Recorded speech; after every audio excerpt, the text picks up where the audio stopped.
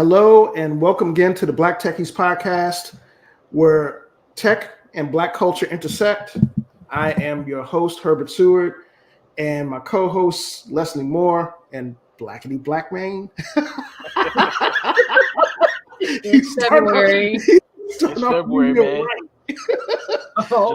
Just like that little white kid on that T-shirt. I'm this month. I'm blackity black. Well, this episode of the Black Techies podcast is pretty special on a number of levels. It's being simulcast on Facebook, YouTube, and our Twitter channel today. And we've got, just to kind of let the cat out of the bag, we've got a big announcement on the future of the podcast. Huge. After this show, we are officially a part of the HBCU Network's lineup of content, meaning that we will be a full-fledged part of the HBCU Digital Network. That's big in a lot of ways. HBCU Digital Network, for those that are really familiar with it, they're getting up there along with HBCU Game Day and some of the other players out there in terms of digital content that are focused with HBCUs. And right on cue, our host emeritus, David Matthews. Hey, Dave, What's going on, man? Hey, what's up? Long time no see. Hey, old Dave. Yes, sir. And so I was just, telling our audience about our big news, our big transition. You got a Black Techies Ryu headband on your forehead. Okay, I'm fully aware, bro. I didn't know if you could see it the same way I see it. I was just letting you know. See, that's why this transition is going to be important because I won't have that headband up there anymore. Yeah. HBCU digital instead of Yes, sir. Completely, and that's a good way. Even though it's pretty humorous, that's a good way to kind of lead into this part of the podcast. It's been a long time coming.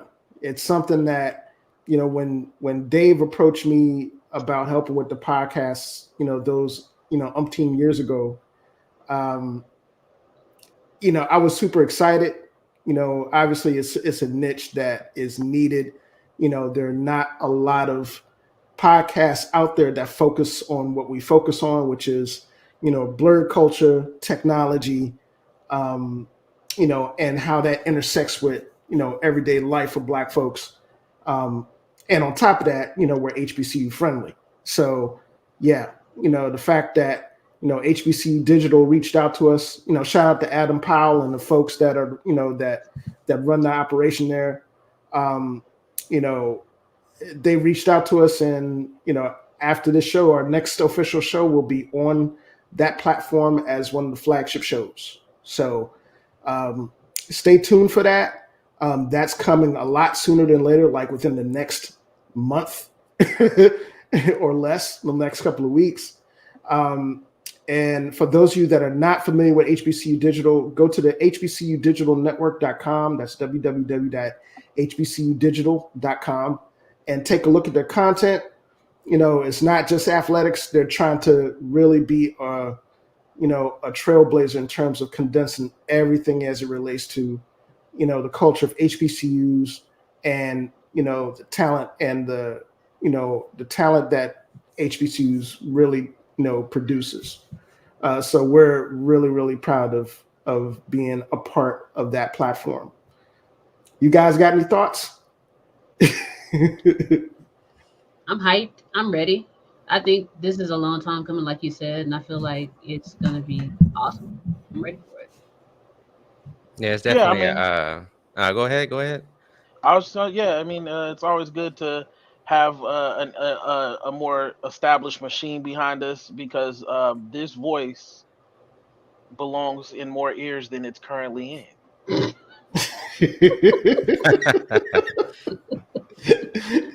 In other words, blackity black, black, blackity black. Yes, black, as black. you can see by his name. Yeah, man.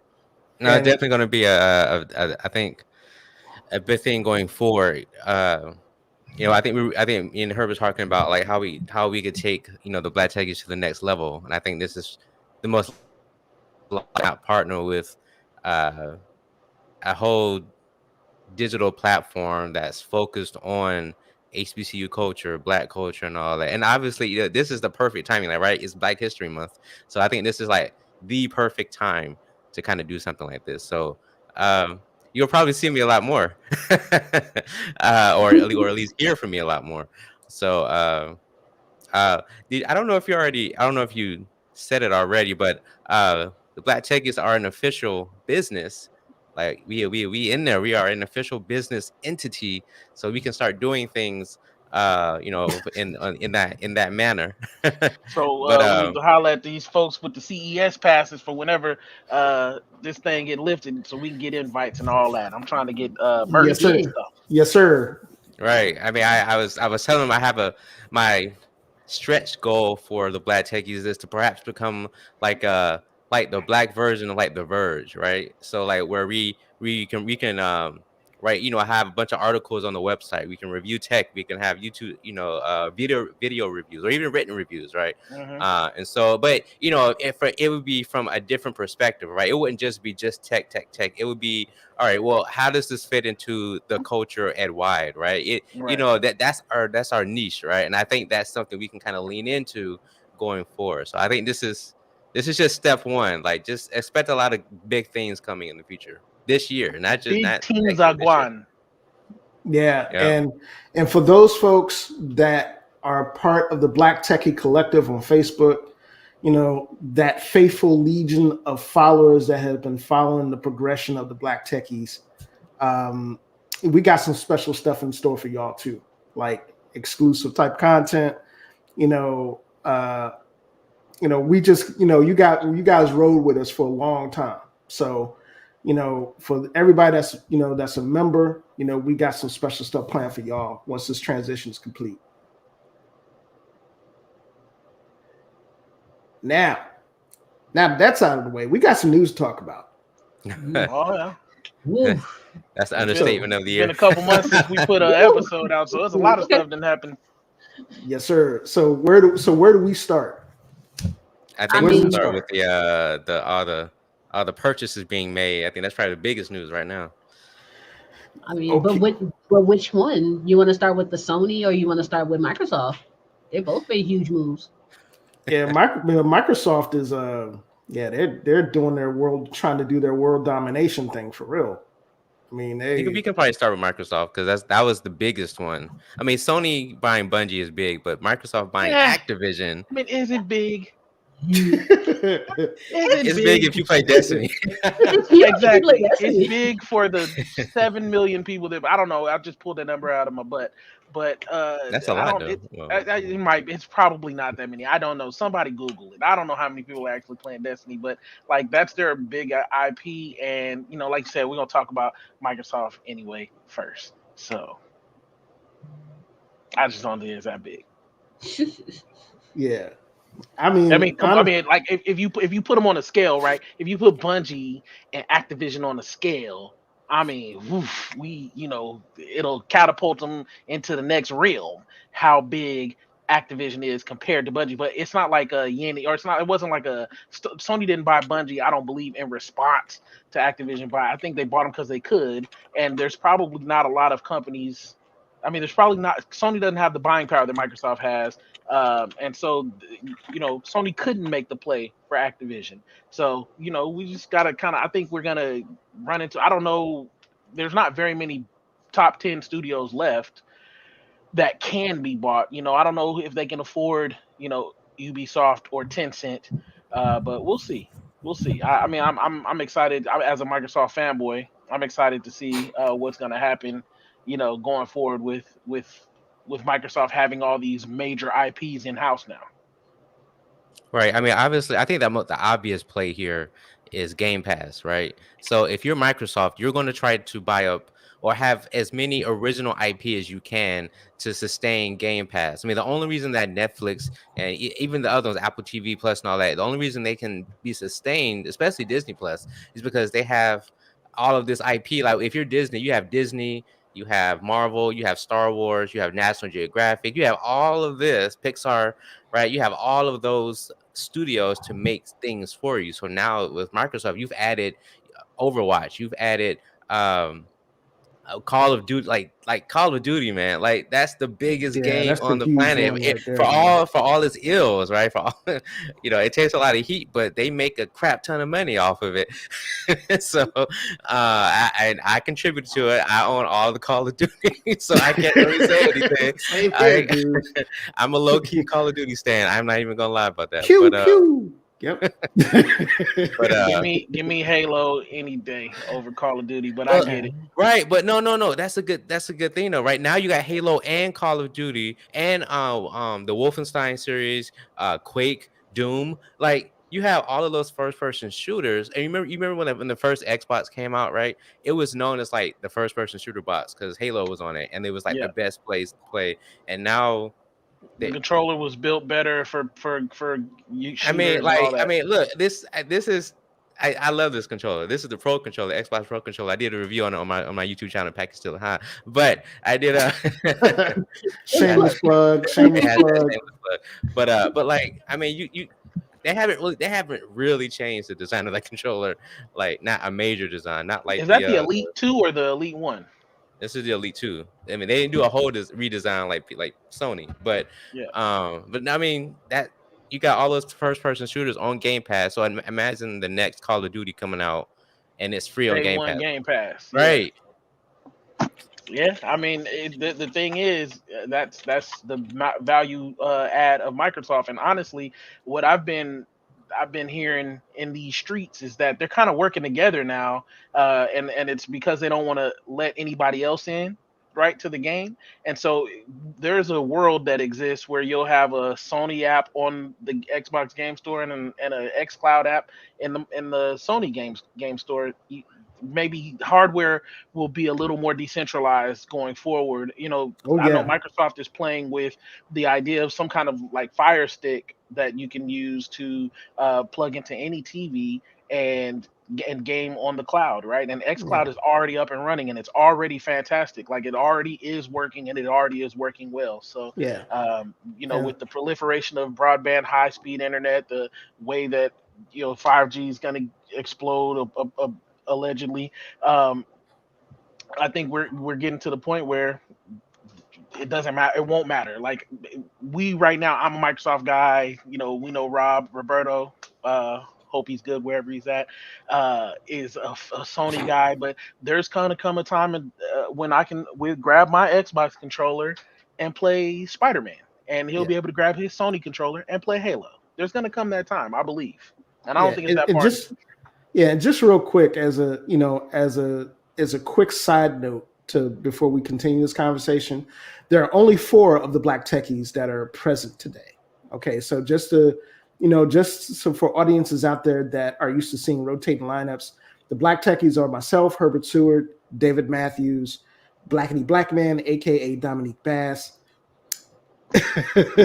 Leslie Moore, Ebony Burrows, who's a North Carolina A&T grad, and Roberto Joseph, who is a Morehouse grad. Um, we have also a de facto member of the Black Techies that normally isn't on screen, but is Do it without actually him. in it. He's actually in the legal judicial realm at this point. Congratulations! We want to see you on the Shoot. seat, and that's our boy. That's our boy. Shoot. Not to So mention, also don't forget Madam Mogul, Tiffany Vicks. yes, We sir. are Legion, my guys. We are Legion. Yeah. So going forward, at some point, you guys are going to see rotating collage of Black Techie membership on this podcast. So it's never going to be guaranteed that we're going to have the same lineup all the time. But hey, that's part of the Black Techies. They're super entertaining that way. Now we can continue. I Leslie? got something. The big thing for me with Microsoft going ahead and buying Activision is how they're going to deal with all of Activision's recent worker issues and labor issues. That's a huge hit I right think there. that's why if you watched the news the day before, um, the day before the thing happened, they like announced a lot of firings. They announced a lot of like housekeeping stuff the day before Microsoft announced. I don't think that's a coincidence.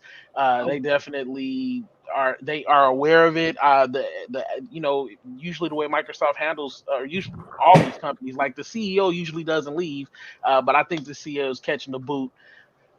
He allowed for a toxic workplace culture to proliferate for way too long, right? So I think that they're gone. I think he's gone, and I think that Phil Spencer is going to help usher in a new, era of we not having that.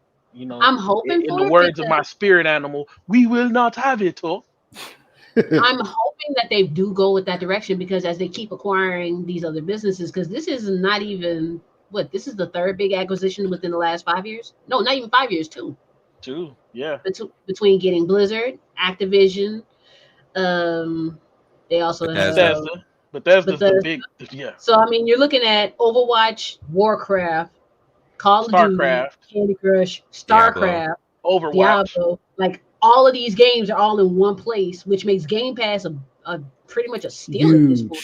huge. It makes it And huge because you got to think the systems as quickly as they were. You could always find an Xbox new gen system quicker than you can find a PS5. But at the same time, the Game Pass makes it you don't have to buy the system. We're still going to get your money, especially if you're a PC gamer.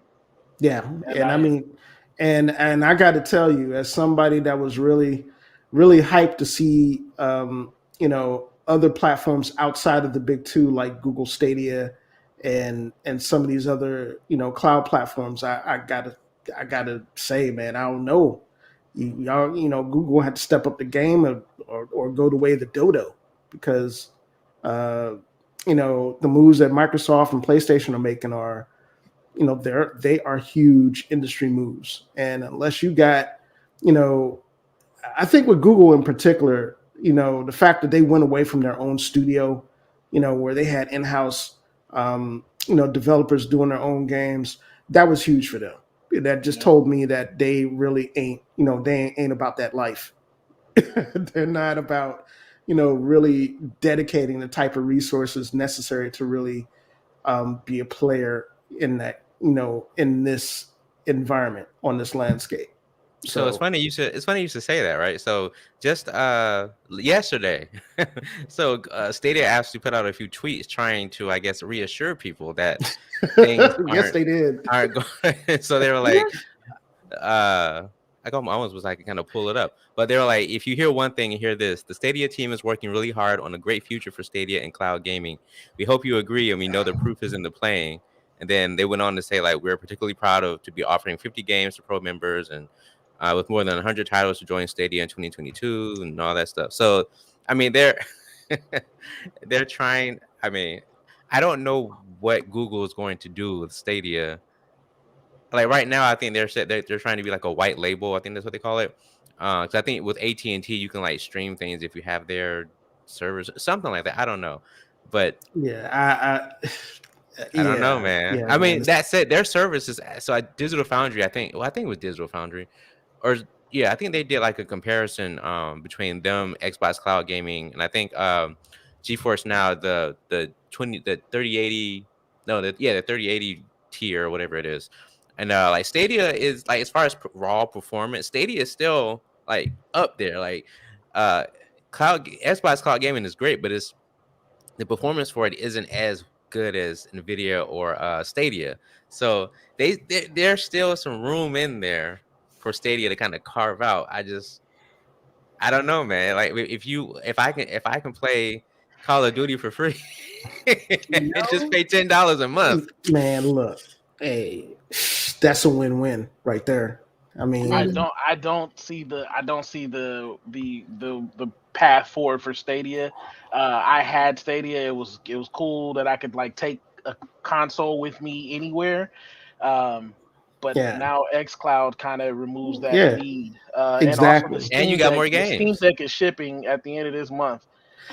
And And so, what do you need? I can't wrap my mind around the need for the Stadia, and and, also they don't really see. Google is notorious for like starting something, and then making it rolling seem out. big, and just like, rolling hey, out. what Stadia? Who is What's Stadia? I that? don't know her. Yeah, Now, and it's and and I another big thing that's going to come up too. You also got to think the Steam decks are finally coming out yes, this that's you beat me Steam. to it. You beat me to So it because I I'm mean, waiting on mine. I'm a strictly PC Steam player, yeah, so I'm excited about having yeah, basically a something that reminds me. I had a Game Gear as a kid, so this is like a game series size, but I get to take all my PC games with me, and I have to worry about all this extras. So that's gonna be a game I changer didn't right know you there. yeah, played PC, and really, Leslie.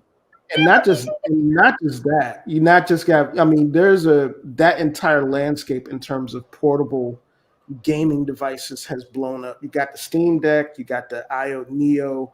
Um, there's a couple others that I was really kind of researching and The checking out. GPD Win, I think that's the other one. Yeah, I mean, you've got some really, really powerful machines out there that are entering the space now, and that are, you add this element of this acceleration of cloud gaming, amongst the big boys into that. I mean, think about it. You're gonna have a Steam Deck that's running Windows 10, and you're gonna be able to run Xcloud on it anytime you want with full integration. I mean, that's a game changer right there for me because it's like, I mean, okay, I can't access my computer, or if you're like me, and sometimes you have to get in where you fit in with your gameplay, otherwise it's going to disrupt other stuff. You could be like, all right, okay, I got to go to this family function, but Yeah, on my way back home, when it's dad time, those of us who got kids that are in stuff, you got to take them to ballet practice, exactly. or volleyball practice, or basketball practice, or debate practice, all the stuff that the kids do. They do all the stuff. It's cool. Now Yep. go on over there and do your stuff, baby. And I'm over here like, oh, it's like For I'm at real. home. I didn't, Yep. yeah, Pew pew. yeah. I Yes, can pew sir. pew. I can save the princess. I can slay dragons. I can do all that. Yeah, and I think, I mean, as these devices and the companies get, um, really really get their foot in terms of getting their products out in these next couple of quarters, it's going to really enhance the game for all the other support accessories that go along with it. Like, for example, I'm a Shadow guy. I've been on Yeah, Shadow you for a are. long time. You've been talking. I'm like, man, Yeah. they need to I, cut you some bread. I mean, but hey, it's a heck of a product. I Buy some mean, stock. you got some It's a stock. heck of a product if I'm you live in trying. an area they cover. That's Yeah, the I'm trying. thing. They're Yeah. not in enough. Their data Well, centers aren't in enough places. and to Dominique's point, he's very accurate about that. If you're on the Eastern Seaboard, or if you're someplace where there's a very robust, data infrastructure, internet infrastructure, or fiber infrastructure, you're good to go. If you're in the middle of the country, eh, you know, Anywhere um, where Trump won, it's probably not going to be good for you, for Shadow. yeah, it's something that, um, that's something that Shadow is going to have to, overcome, for this demographic, in terms of North America, in order for them to really, My really question grow their is, product. why them? Like, why them and not XCloud? That's going to be my question for everybody that's not named Well, Microsoft. Is why them, or not some combination of XCloud and Steam Deck? It's well, funny you should say that. You should. Oh, you mean between that? I was going to say that's a good segue into Sony, because why would you buy a PlayStation and you got Microsoft with all of this value add, right? You pay $15 to $16, however much Game Pass Ultimate is, and you Hmm. get everything. Yeah. yes, Basically. yes, Sony's it's gonna have to crazy. do something. PlayStation Now, I think, is what they're talking about. Well, I think they're trying. I think I heard rumors they're going to upgrade it to include, be kind of like Game Pass, where you get. Now I don't know if they're going to add like all their games like day one like Microsoft does, but Hmm. I think they're trying to add like a PlayStation Now and like have a bunch of games you can play, Yeah, just not maybe the day one. I don't know. I have no idea what they're I going to mean, do I I don't there. have know what. PlayStation Now, and it's actually not that bad. But don't get it twisted. It's not as efficient or streamlined as Game Pass. And I get to play a bunch of games on. See, I didn't have a PS3, so I get to play a bunch of PS3 games on PS Now, and that's Yeah, Me, I get to play a lot of the older games I never got to play. A lot of the. I Nothing think on Sony's ever as good as it is on Microsoft. The UI is just not as streamlined. It's just not. It's like they don't have. It's the That's same unit interface from the PS3. that's a real Homer take right there, you know, bro. but it's the same. But I'm it's the saying same. if you took a person that never played a game and told them to cut on the PlayStation, and took a person that never played a game and told them to cut on the Xbox, how quickly you think you'll find a game on Xbox versus how quickly you think you'll find it on I don't PlayStation? know. I Have am you a gamer, played? I've played a Have lot. you used the PS5? I not a played PS5. I have not. I thought Yeah, I looked at the PS5. I interface. mean, I Looked the played a same. lot of PS5 was PS pretty too, good. so Yeah, I was like, I PS5 have UI that. is pretty legit. My only issue with PS now is why can't we get PS2 games? If we can get PS2 games and start integrating Look, with PS5, I'd be look. sold. You know what's funny? Like now, I get why they can't like just bring all the games because licensing and all like Emulation it's a is massive also headache tough. with licensing. Yeah. But Right. can you like Sony would like just throw up money, right? They would just they would have too much money to comprehend if they had PS1, 2, 3, 4, and 5 games on their platform. Like can't like bruh.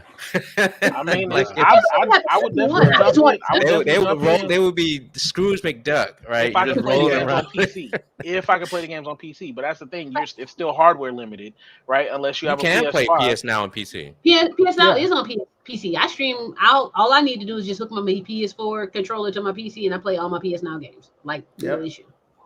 And that's Look at y'all easily really come. and that's really part of the appeal of these platforms when it comes to just the sheer flexibility in terms of where you can play them at. If you've got anything that could run Windows 10 or any operating system that is conducive to these platforms, you're in. You're really you're really good to go. And it's something that it's I mean, we really have yet to see the ceiling of this, of how this is going to play out. You know, it's just there's a lot of flexibility there in terms of, as products come pretty soon, you're going to be able to do this stuff on really firmware type OSs like Chromebook, Chrome OS, stuff like that. Yeah, man, Hey it man, sky's the limit is for it. The sky's the y'all limit just for it. earned PlayStation a customer. Cause I sure wasn't finna buy a PlayStation.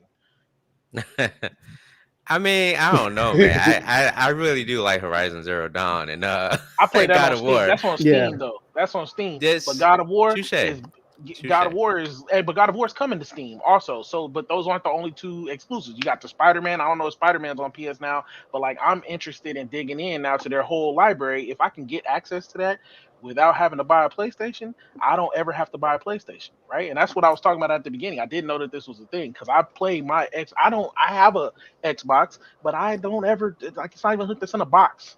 I play everything on my PC. I have an Alienware PC. I have an RTX 3070. Like everything looks better on my PC anyway. So like, why would I ever turn my Xbox on, right? So You know, I'm it's yeah, very funny. excited to dig into That's the a really good PlayStation point library. because Sony is actually kind of leaning into that, right? The fact that God of War, Horizon Zero Dawn, Days Gone are on Days PC, Gone. I got Days Gone.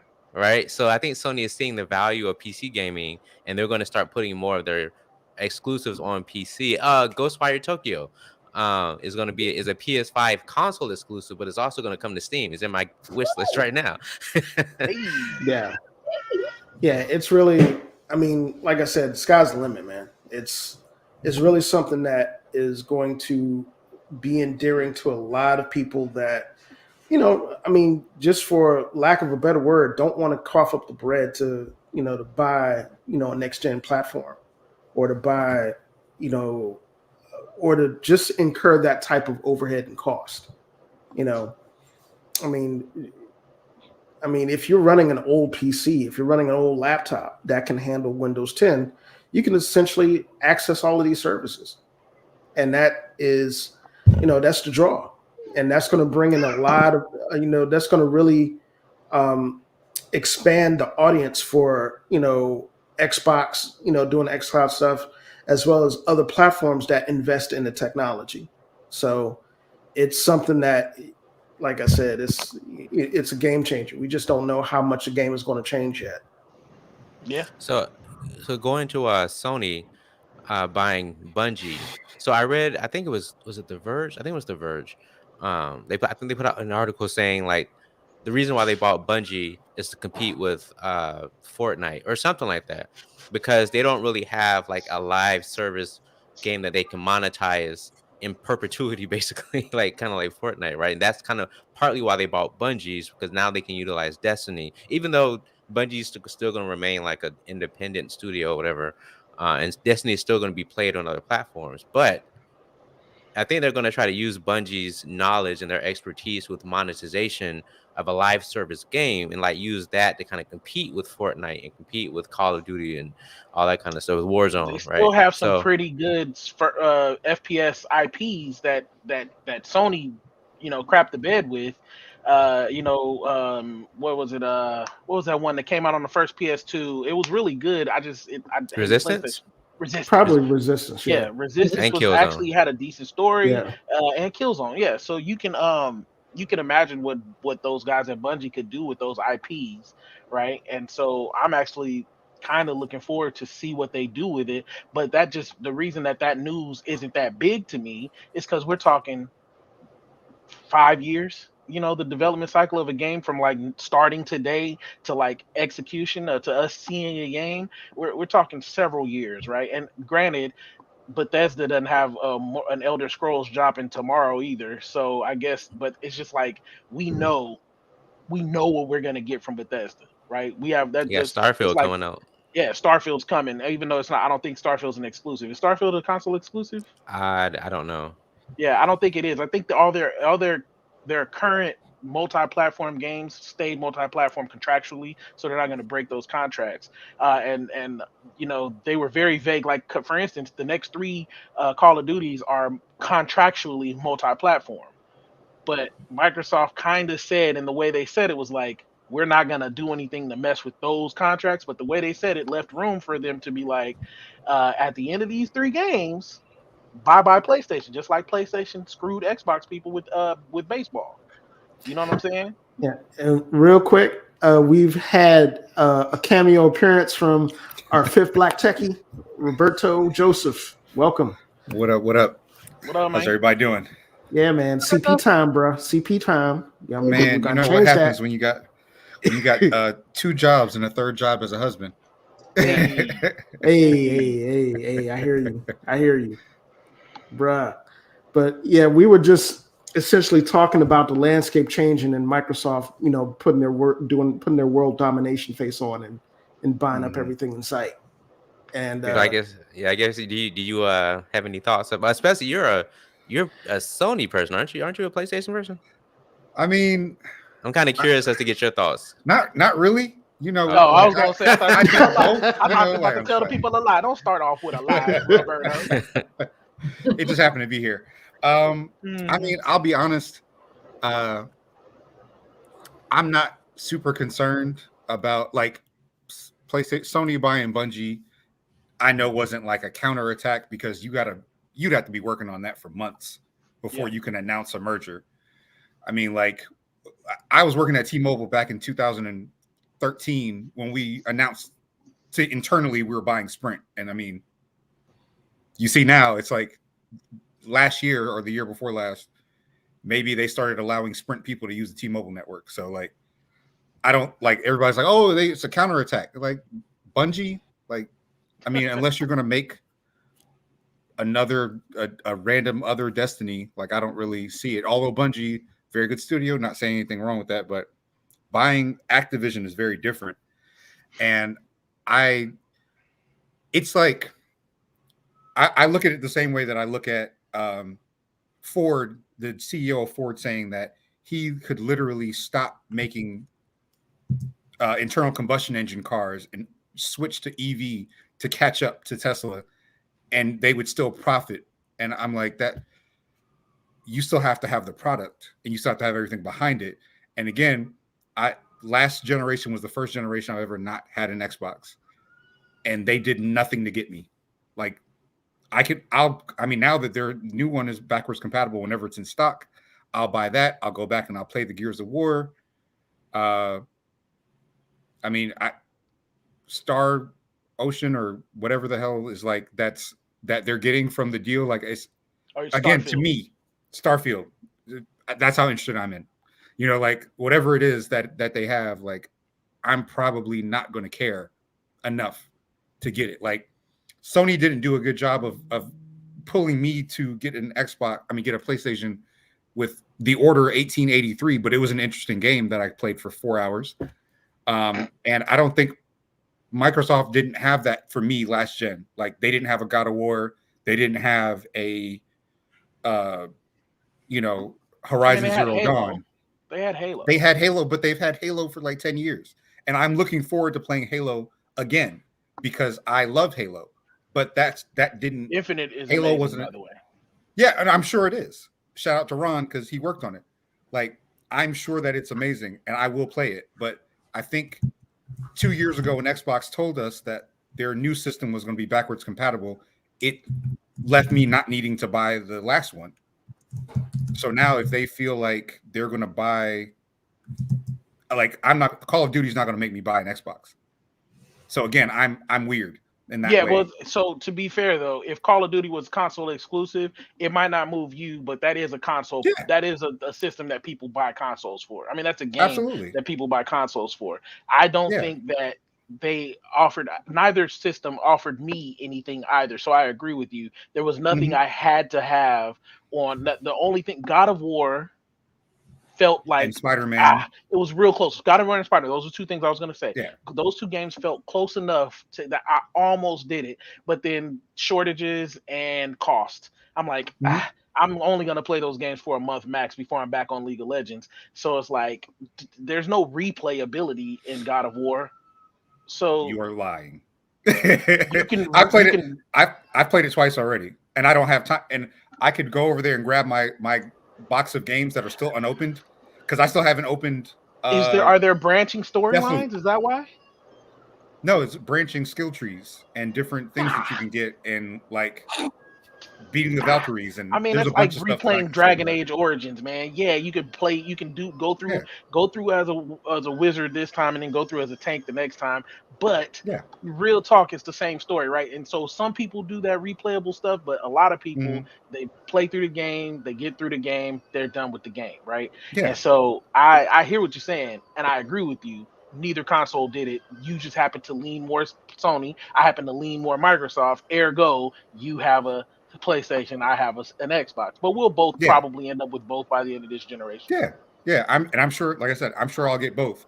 I just don't feel that Xbox was already on that trajectory that they're like, we're not worried about selling you a game. We're going to sell you a library ecosystem, and we'll get that library together piece by piece by piece by piece, and eventually, because again, Control, like I haven't played it yet. And I thought it was Xbox exclusive. My friend told me about it. And then it was on PS Plus, so now I can play it. So there's like a lot of games that I was like, oh, that's interesting. I want to play that. Control is fantastic. Is that exclusive? And they're like, no, it's not exclusive. And I'm like, oh, okay. Like, what exclusive is on Xbox that force it? Like, I thought Final Fantasy was going to be exclusive. And I was like, ooh, that's a big deal to me, not to everybody else, because some of my friends don't even know what it is. So, like, I feel like it's like the same thing as if you're a Chevy guy, no matter what Ford does, you're not gonna buy it. If you're a Ford guy, vice versa, you know what I mean? But I think with video games, the smart people are a little bit more used to like being somewhere in the middle. I've yet to have Nintendo be like, hey, Smash Brothers, I'll buy a $500 console just for Smash Brothers. And I'm not the least bit ashamed of it. Mario Kart, Mario Party, Mario 45, however many Marios they'll make, I'll probably play that too. Mario 2000. Yeah. Mario 2 Electric Boogaloo, I'll play that, whatever. I don't care. But if you're gonna like a 4-player squad-based Halo that lets you play with 4 individual human beings, that's actually Master Chief and not the other thing that they did, I would play that. And I don't care if they have to explain it. Like, well, or one of you is Master Chief and the other 2 are just regular. I don't care. I'll play it. Gears of War, if they're like, we're going to go back and make a 4K Gears of War 1, I'll play it. Again, shameless. Rockstar's been doing it. Why can't everyone else do it, This is true. Facts. Now, this is ironically, while we're talking about Microsoft taking over the world, this is a good segue into something that that they did at the beginning of Black History Month. That let me put it another way, if you're an African American gamer and you've been in any lobby in a first-person shooter, any place on the planet, you kind of get the gist of where we're going here. You know, essentially, Xbox put out a Black History Month type of tribute type deal that stoked the fires of brushback from the typical gaming community that we're referring to, and it just brought back it brought up a really a lot of correlations to what's really going on in terms of not only race relations, but in terms of just how we view each other as people. And I wanted to put the question out to those of you that are following us either on Twitter or YouTube or Facebook or in the stream. What are some of your experiences? What are some of your experiences being in some of these lobbies and having to deal with that cat that has the swastika pasted on his gamer tag, or having a dude that has all sorts of slogans, or has all sorts of chat for you while you blast them in Call of Duty. I just want to get everybody's experiences and see and some of the more humorous and some of the more ridiculous things that you've had to experience. Yeah, I really want to see Leslie, because not only are you Black, you're a woman. Like, it's already hard enough being a Black gamer. It's already hard enough being a female gamer. But being a Black female gamer, that's a brand new beast of ignorance that you have to deal with.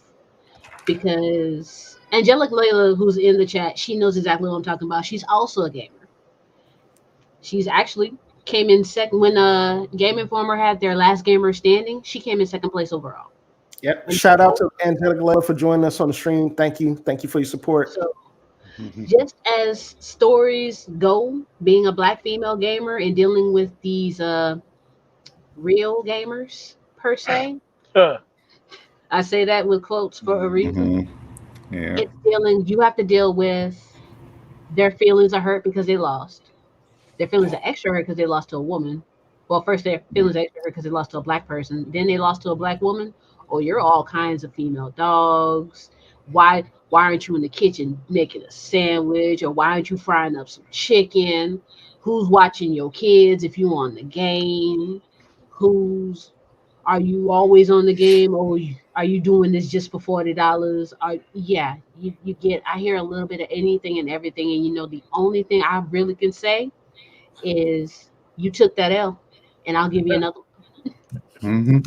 Hold that L, partner. I'm gonna need you to hold that L. That's the best payback. Like, I remember I was in college. We were playing Halo 3, right? Halo 3, it came out, and like my friends from grad school, they were hilarious. Like, they would just go back and forth with these people, and they'll talk their junk, right?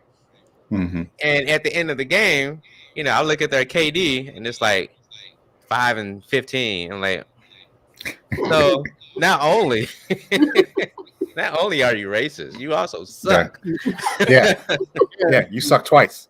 It's crazy. I think me and Dave were playing one night, and David just gotten off. Side note, Dave, I'm tired of you sniping me, bro. Stop it. Hey, look, man. Mouse and keyboard, man. I can't. But David gotten off. It had been like 5 minutes after he gotten off, and I got into one more party before getting off, and these guys, it was obvious. It was like it was a group of cats that were really had the white supremacist slant to it. And they were treating, the game like it was a training, like it was a training exercise or some shit. And it was just, and, they were mad because I was plugging them. I was, running, we were on a large map, and, I was practicing my sniping because Dave was putting me to shame the previous match, and I was just like, plucking them off, just plucking them off. It's like, you hear, every quip every now and again. It's, who's this N-word? Somebody get that N-word and blah blah blah blah blah. It's like, dude. First off, yeah, I'm black. Second, I'm black. And third, you suck, and I'm black. And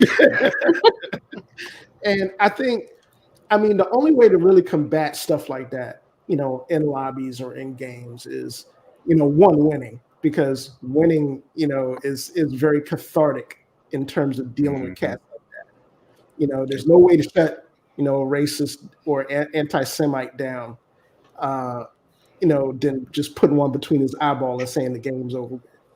If you real petty, you can do a 1v1 and just. Yes. I've seen that before. It's hilarious. I've been that level of petty. If you're really good at the game, then that's fine. But like if you're playing casually, let me tell you. Yeah, I know. Me and my peoples. I mean, I'm 37. Like I got kids. I can't give the time. Dave, you remember back at TSU days. I mean, we played Halo like somebody was paying us to do it. And so back then, you and Big John, I could serve. Yeah, me and Big John. I'm serving, right? But now I play for fun. I enjoy the competition. I want to be good. I want to be the best. I am not. I am not the best. I have some good games. I have some bad games. I'm not going to rely on my skill. All I do is I mute and report, man, because like literally until they come up with some kind of utility that's easy to use, that I can track these fools. And the day that happens where this dude is less than 3 miles away from my house and I go knock on his door, until that happens, I have a fantasy about it. I'll tell you about it later. I literally I have a fantasy that I'm in an apartment and then I hear the person in my ear and I hear them with my real ear in the apartment next door. Like that's a thing. I've literally walked through the whole thing because like I go knock on their door and then their mama open the door and I just push past her. I say, "Move, Karen," and then I go and I knock on little Timmy. I just open little Timmy's door and little Timmy's in there still in the middle of calling me the N-word that I can still hear in my ear. And then I grab little Timmy and I pick little Timmy up. I turn around and I say, "Hey, bruh, maybe you watch what you say. I'm not gonna murder you today, but just know I know where you live. I'm gonna come back if I ever hear it again." I walked through the whole thing, and that was the PG version for the podcast. In real life, I actually do some Dexter type things. Anyway, language. me and my boys, like I was saying, I get back to it. My boys and I have been playing Halo since, or we've been playing Xbox together. I got real lifelong friends I met over in the game. Just because you one time mess around and hear a brother on the chat and that's your buddy now, and then you mess around, you keep playing with them. I got people that's been in my life 10-15 years and I met their kids and they've met my kids. We good friends because of the game. But we don't go in game chat no more. I ain't been in game chat in 15 years. You gotta be in party chat. If you gotta be in party chat. If you in game chat and they hear you say bruh one time, it's over with. It does something to my soul for a small white child to call me the N-word. A grown man, it is what it is. You steeped in your racism, it is what it is. But it's something about hearing an 8-year-old named like Skylar just drop the N-bomb. Also serving. Sometimes Skylar working. Sometimes Skylar kills you, stab you in the back in a way you didn't think you could be stabbed in the back, and then he runs over you and just says "Skylar," and then he's walking by you like, oh. Yep. It's just keep down. Yeah, and I think the crazy thing about how the culture is right now in in-game lobbies and stuff like that is, there's something to be said for anonymity giving people courage, because that's exactly that's why they wouldn't do it in real life. And it's crazy. I've gotten a gigantic black man. There's no way that 98% of the people that say it's some cats that still got their smoke for you because they took some MMA training and they still got it for you in person. And I don't want them problems either. You ever see somebody? Kevin Hart say you do see somebody hit his knees 2 times. You don't want them problems. But most of these cats are little itty bitty white kids that are they love the idea that they can do something to you and hurt you. It don't hurt, but it bothers you, and they love that they can do that from the safety and comfort of their home. My issue is with their mama, who hears these little somethings in the other room saying that, and you just, hey, come on down for dinner. Like what? No, let me hear it.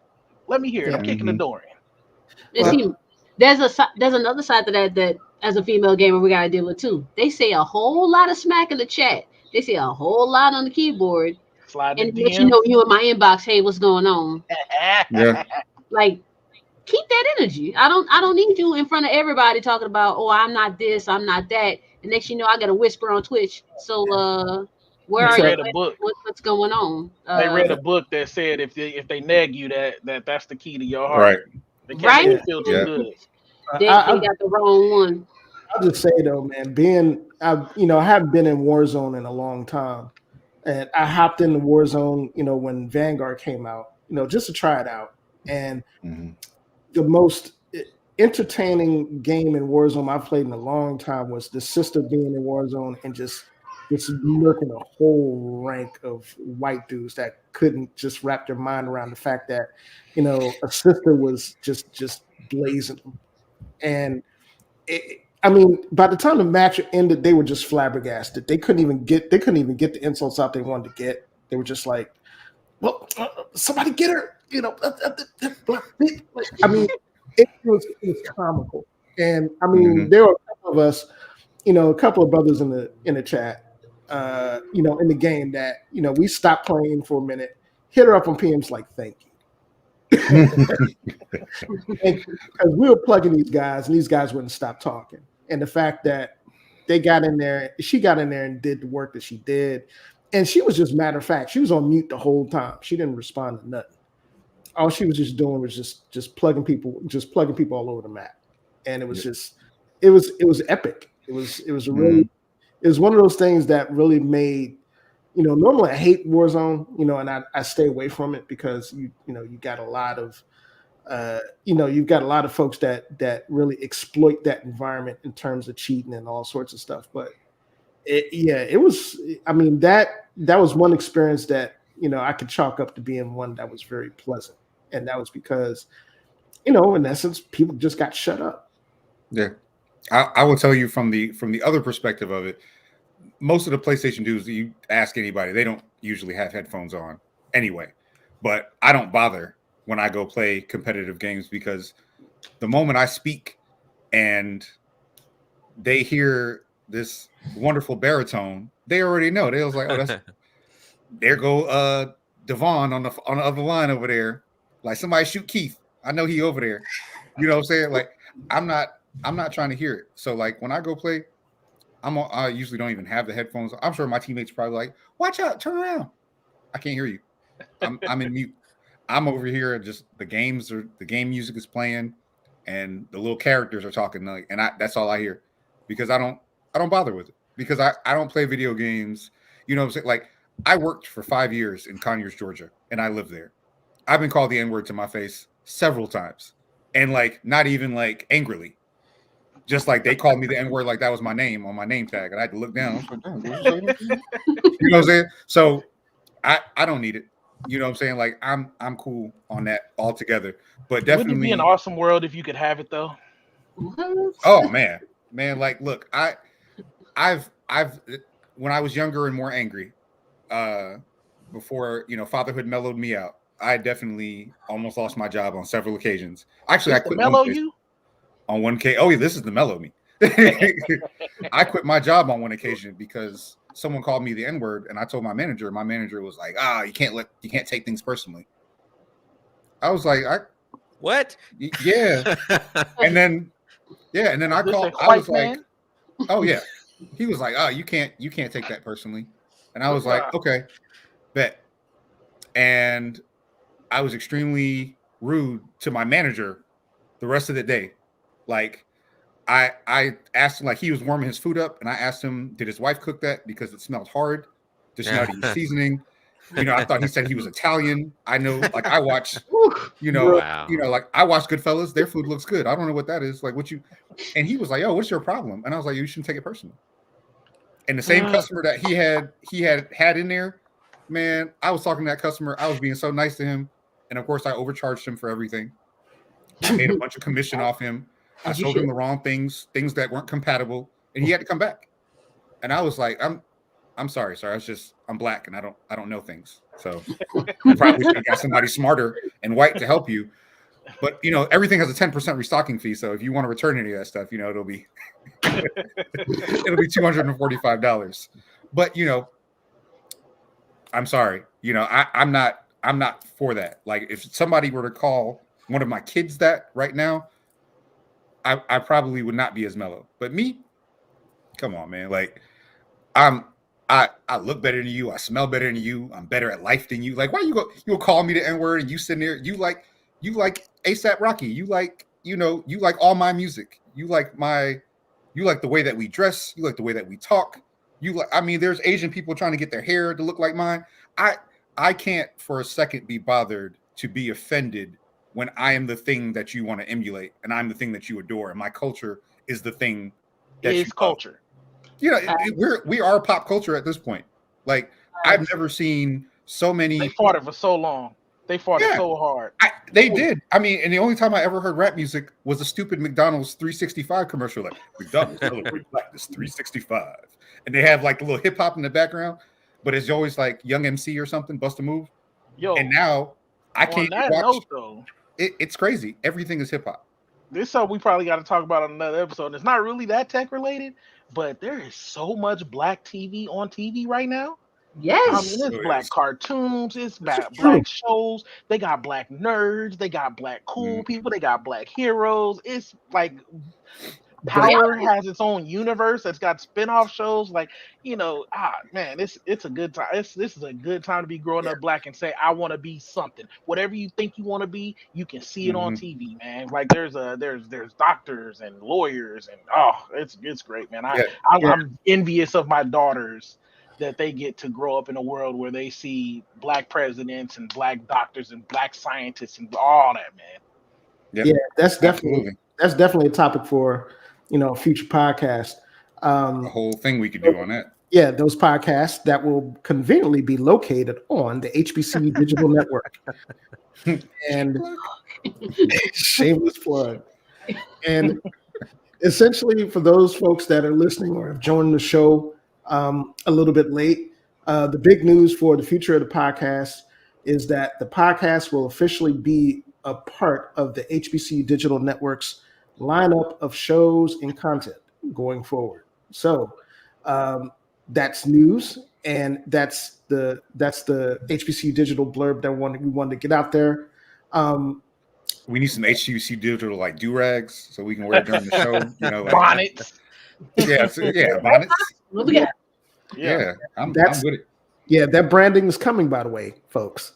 There are a couple of news items that while we're talking about white folks having a meltdown on game in game chats online, that I thought might be really pertinent to some of the stuff that we've been talking about.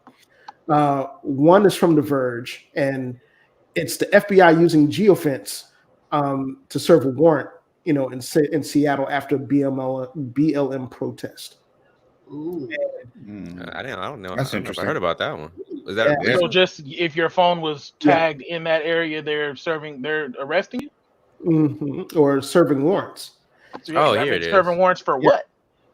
Being in the area. I'm like, We're allowed to peacefully protest. I would love to be served that warrant. I would love for that to take some of my time because I got time. I got that resources. I will sue those hindquarters. I think the bigger discussion that an article like that kind of draws is the use of that type of technology, by local, state, federal entities to kind of control stuff as it pertains to protests or dissent or discord. So you couple that with the Florida bill that makes it legal to run people over with your car if they inconveniencing you during a protest. That sounds like we just rife for some crazy foolishness to be happening over the next couple years. Because what I can guarantee you is another black man will get shot by the cops, and then black people will march in his honor. And hopefully it don't happen in Florida. But if it happens in Florida, some white man is gonna hit a brother with his car. That's just gonna happen. It's gonna happen. I mean, Stand Your Ground did the same thing. It's like, I stood my ground. That's what stand your ground is, except now your ground is with a vehicle instead of a gun. Yeah. And it's just that they're inconveniencing you. It's not for anything. It's just, if they're inconveniencing you by blocking your way to get to work, you can hit them with your car. Yeah. And just to I'm kind of sure that'll make people just drive over there. Yeah, Yeah. they're gonna drive there purposely. Oh, Like, oh, your where Kyle am I Rittenhouse. at? You gonna have some cats like, I was just trying to protect their property with my Dodge Ram. You know what I'm talking about? Like, they're gonna be jumping curbs and stuff to run. It's gonna be It's gonna be chaos. Well, Yeah. as this, I wanted to leave off, kind of end the show with this topic because it's something that's a very clear and present worry for a lot of the American public in terms of the use of technology, in terms of tracking, in terms of whether it's tracking our daily activities during life, or in terms of tracking specific types of events or participation in events and having that information used against you. Um, I really wanted to get everybody's opinion on, one, what, how that affects you in terms of hearing stuff like that you could probably, be in close proximity someplace and get geotagged or get geotracked. Well, And just as a somewhat of a background for those, because this story actually came out today. Yeah. So I didn't even I haven't really looked at any tech news today. But so basically what happened was in Seattle, someone threw a Molotov cocktail at a police union headquarters in Seattle during the protest of the shooting of Jacob Blake.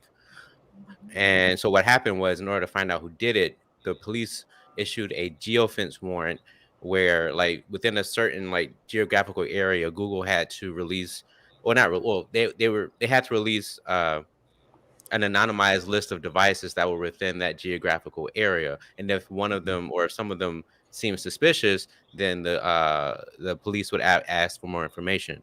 So I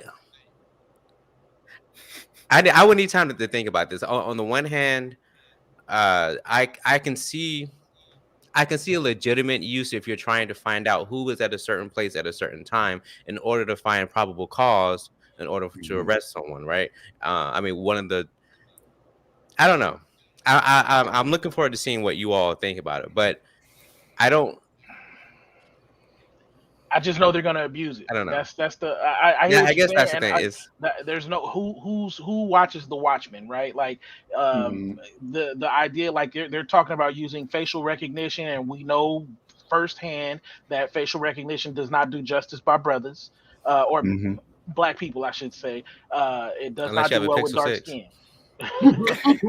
Well, I'm talking about the facial recognition that they're using, where they're using cameras to like identify people, and right, and so they'll arrest a whole nother person. And we know from personal experiences that white people can't tell the difference between us. Period. Right? They can't tell us apart. Somebody told me the other day, I was at a party and I had my hair braided up straight back like 4 cornrows. Somebody said, "Hey man, you look like Derrick Henry." I look like whom? I look like whom? You should have stiff armed him right there and said, "Yeah, that's me."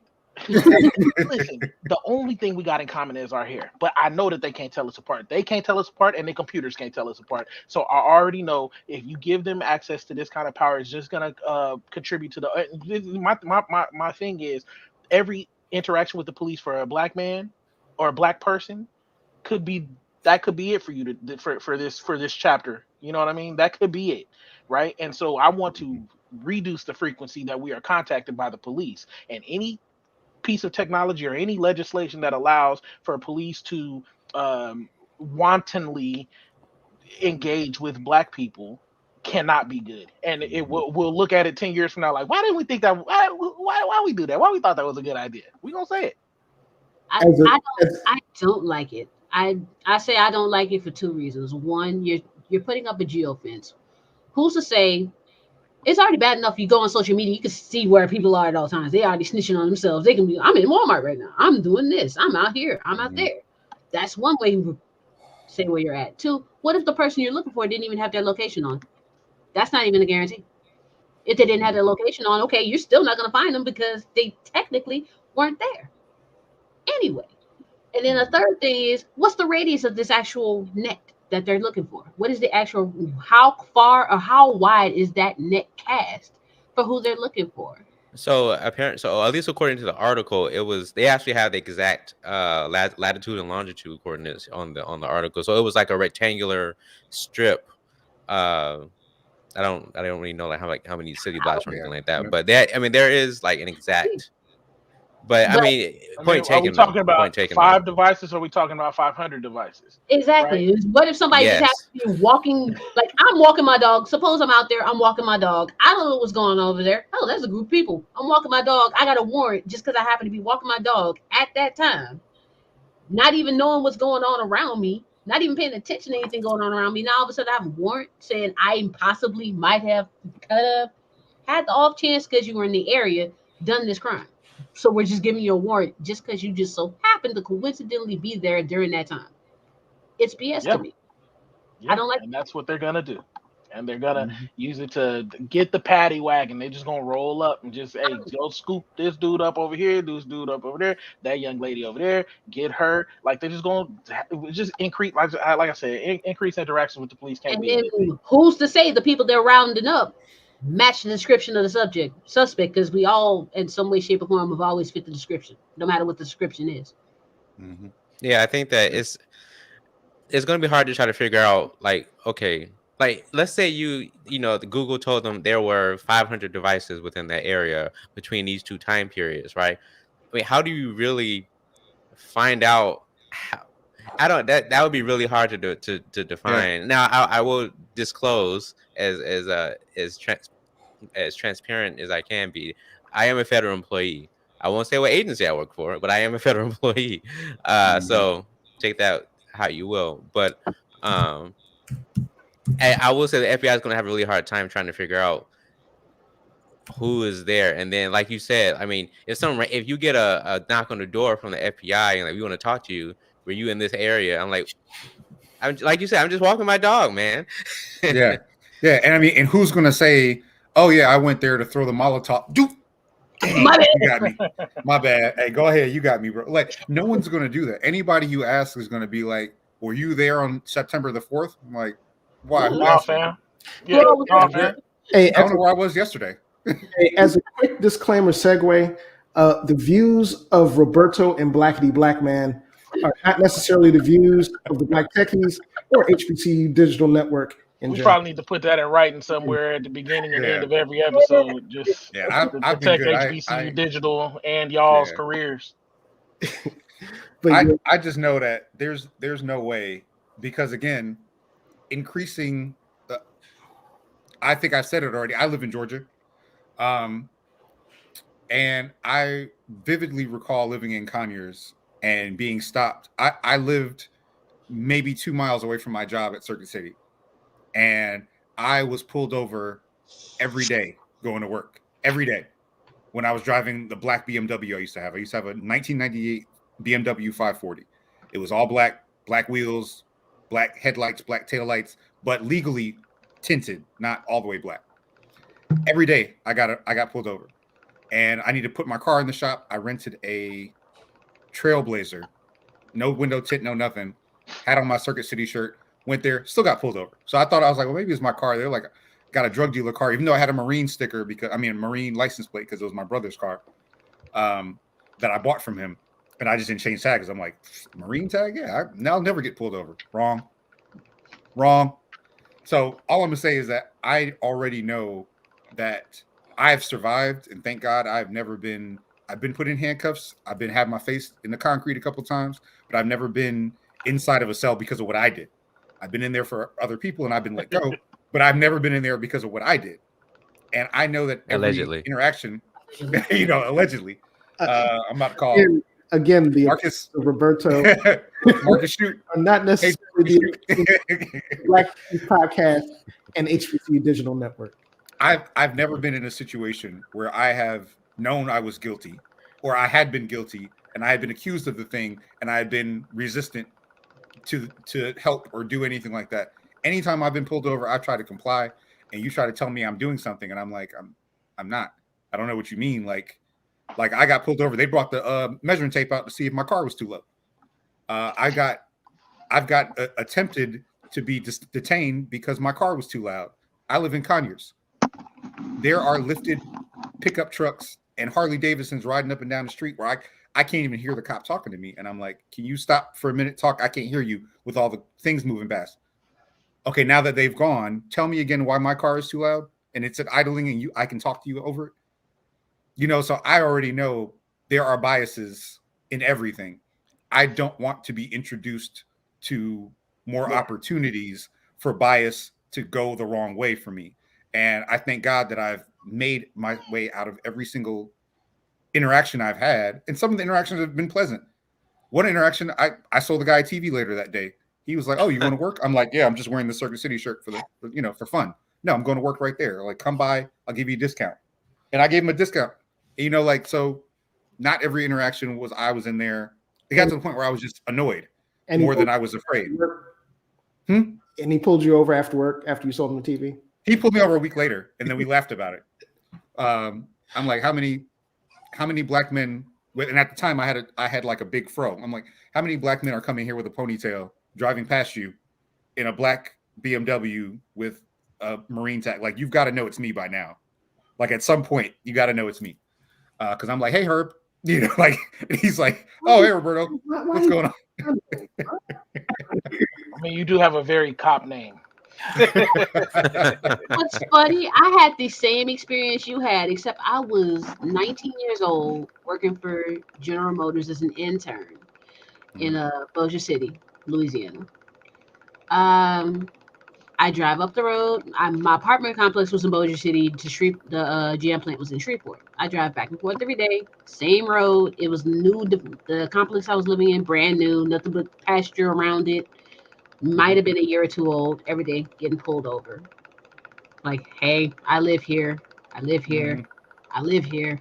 And then one day he pulled me over. He's like, oh, hey, Leslie. I'm like, what's up? And he's like, come on, man. But I had an old 1998 Grand Am, and this was in 2002. So it's a big gray Grand Am, a young girl, just going back and forth to work. That's all I was doing. But it's like, that's why Grand Ams were dope boy cars back in the day. Exactly. So we, and then we were living in a very nice gated community, and it was just me. So like, okay, this can't be her. I'm like, I actually live here. I know I don't have a boyfriend. No, this is my car. Here's my registration. Here's my license.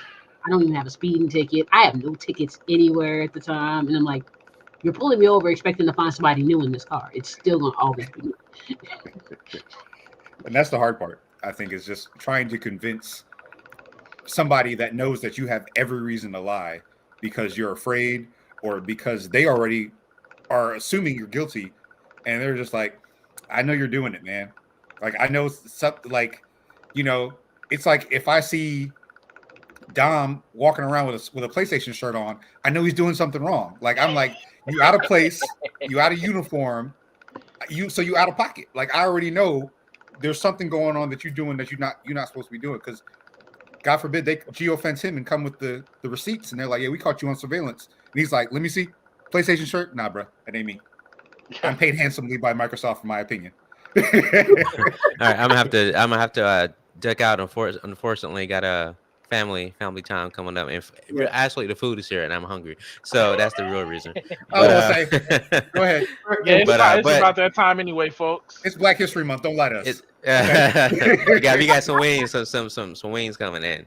So let me go ahead. I need some wings, but let me go ahead and do this closing real quick. First, thank you for joining us for our latest episode of the Black Techies podcast. For those of you that are just joining us or have been listening, our next episode of the Black Techies podcast will officially be under the banner of HBCU Digital Network as a part of their lineup. Again, thank you for joining us, and I will leave you with an advertisement for the HBCU Band Edition book that is out on Amazon, and it has been out for a minute. Check it out. Check out the authors. You have two authors that are here. Me and Dave. So check us out. And until next time, hail Wakanda. Hail Wakanda Wakanda forever.